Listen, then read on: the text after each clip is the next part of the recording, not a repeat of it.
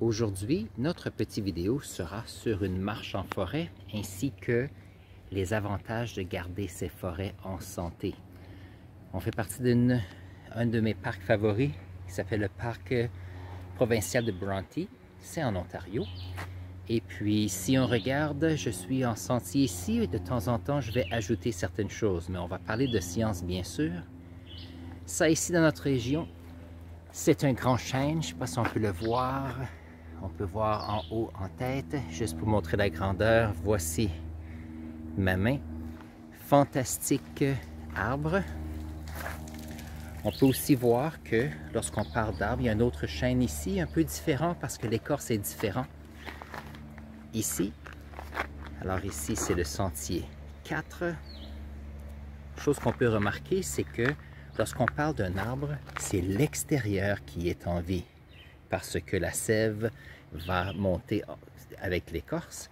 Ici, on peut voir en dessous, on peut voir comment est-ce que ici nous avons l'intérieur de l'arbre qui commence à pourrir et on a ici l'écorce qui essaie de refermer cela.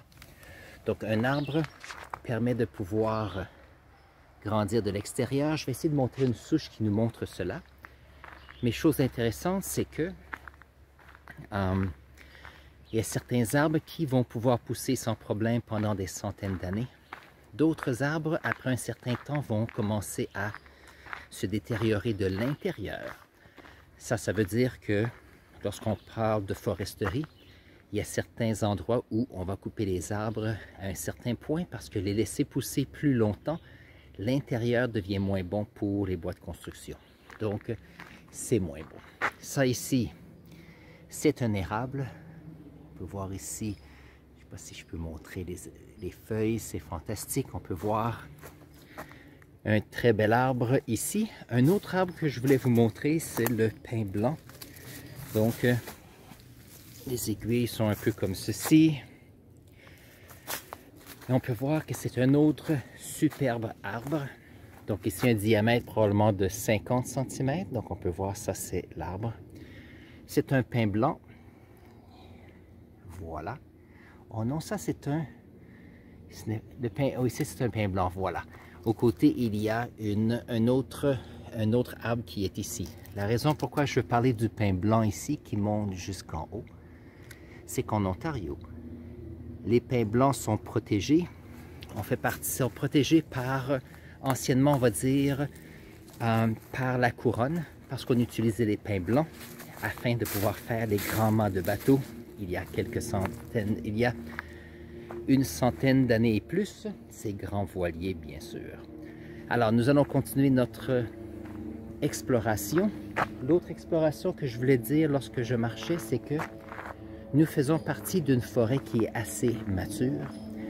Et ce qui est intéressant, on peut voir, il y a 3 niveaux de feuillage. Il y a en haut, complètement, les grands arbres feuillus qui sont à maturité. Il y a aussi un certain groupe d'arbres qui sont beaucoup plus petits. Ils ont peut-être 3 mètres, 4 mètres peut-être.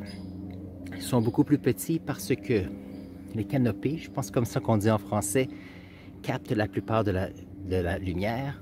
On a les petits arbres et on a bien sûr le sous-bois qui sont les petites plantes ici. Donc on peut voir, comme dans les jungles, il y a des niveaux dans notre forêt. Alors voici un exemple d'une souche.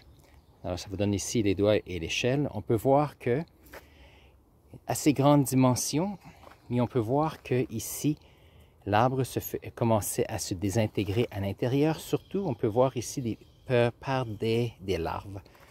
Des larves d'un insecte, je ne sais pas lequel ça pouvait être. Et on peut voir ici on peut voir les anneaux de croissance. Voyons voir si je peux faire. On peut voir les anneaux de croissance ici. Et on peut voir que ici, c'est beaucoup plus poreux. Donc, qu'est-ce qui est arrivé, c'est que nous avons dans cet endroit, on les appelle les xylèmes, où il y a de l'eau qui va monter, des nutriments vont monter aux feuilles et certains nutriments vont descendre vers le bas. Et les xylèmes, où il y a le transport de minéraux et autres, et on a ici l'écorce à l'extérieur. Donc avec les années, ceci croît vers l'extérieur. La partie du centre de l'arbre est une partie qui est morte. C'est fait d'une matière ligneuse qui garde une structure de façon à ce que cet arbre puisse aller en hauteur et se rapprocher des rayons du soleil le plus possible. Et si on regarde vers le haut ici, on peut voir ici qu'il y a beaucoup de feuilles. Voyons voir. On peut voir ici qu'il y a beaucoup de feuilles et donc peu de lumière. Et ici, il y a un trou. Cet endroit était où les feuilles de cet arbre étaient. Et ceci va permettre à ces arbres ici de pouvoir grandir. On a une autre forêt mature. On peut voir qu'il y a les grands arbres. Les arbres qui ont peut-être, je ne sais pas, à 2 mètres, peut-être 8 mètres. Et que aussitôt qu'on a accès à la lumière, ceux-ci vont grandir. De façon à ce qu'on puisse avoir ceci. C'est fantastique. Voici une vue de la vallée dans le parc Bronte.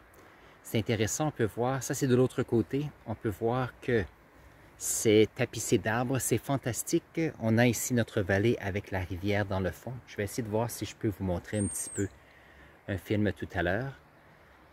N'oubliez pas que garder des endroits comme ceci, c'est fantastique. Premièrement, ça donne la chance aux personnes de pouvoir aller passer du temps dans la nature. Deuxièmement, c'est important parce que c'est comme un peu des puits de carbone. C'est vrai qu'il est très petit, par contre, lorsqu'on est près de la grande ville, ça permet de pouvoir absorber le dioxyde de carbone et remettre de l'oxygène dans l'atmosphère. Donc ça, c'est quelque chose à considérer. Et on peut voir que c'est fait de forêts matures et c'est fantastique que la province de l'Ontario garde ce parc. Dites-vous qu'un parc comme ceci est probablement sans prix. On est près de Toronto, près des grandes villes, près des infrastructures et tout le monde aimerait pouvoir venir ici. Donc protéger ce parc permet de pouvoir être bon pour la nature et notre société maintenant, mais bien sûr pour les générations futures. Donc, je suis en train de faire une marche et on peut voir que ici, j'ai descendu peut-être de, je ne sais pas, peut-être une vingtaine de mètres, peut-être. Et lorsqu'on regarde, il y a un petit sentier ici et je vais vous montrer ici la rivière. Je ne sais pas si on peut faire un zoom. Voilà. La rivière ici, Bronte, qui est en bas ici et qui a, avec, depuis la dernière glaciation, 10 à 20 000 ans, on a eu une érosion pour cette petite rivière.